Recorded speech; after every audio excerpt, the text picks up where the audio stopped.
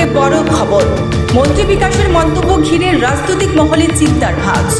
মন্ত্রীর এই ধরনের বক্তব্য মেনে নিতে পারছে না মথার কর্মী সমর্থকরা। মন্ত্রী বিকাশের মন্তব্যে রাজনৈতিক মহলে কি বোঝা যাচ্ছে?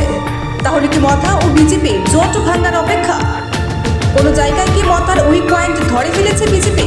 সেই জায়গাকে কি কাজে লাগাচ্ছে মন্ত্রী বিকাশ দেববর্মা? কেন না হঠাৎ এরকম বক্তব্য মন্ত্রী বিকাশের? পেছনে তো রহস্য কি লুকিয়ে রয়েছে? মথার রাজনৈতিক চাল ধরে এগোচ্ছে পাহাড়ে বিজেপি। কি বলেছিল বিকাশ দেববর্মা শুনুন। আপনাদের আবারও জানিয়ে রাখছি এই মুহূর্তে সব থেকে বড় খবর, মন্ত্রী বিকাশের মন্তব্য ঘিরে রাজনৈতিক মহলে চিন্তার ভাঁজ।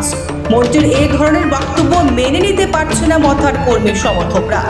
মন্ত্রী বিকাশের মন্তব্যে রাজনৈতিক মহলে কি বোঝা যাচ্ছে? তাহলে কি মথা ও বিজেপির জোট ভাঙার অপেক্ষা? কোনো জায়গায় কি মথার উইক পয়েন্ট ধরে ফেলেছে বিজেপি?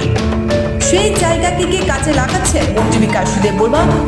কেন বা হঠাৎ এরকম বক্তব্য মন্ত্রী বিকাশের? পেছনে কি রহস্য লুকিয়ে রয়েছে?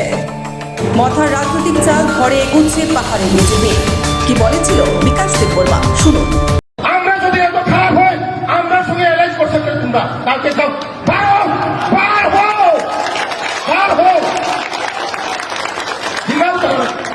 আরে যদি বিজেপি যদি খারাপ হয়, তুমি বিজেপির সঙ্গে থেকে যারা পান খাও, কারণে খারাপ খাও, সাহস থাকলে কালকে বাইর হয়ে যাও, বাইর হয়ে যাও কালকে।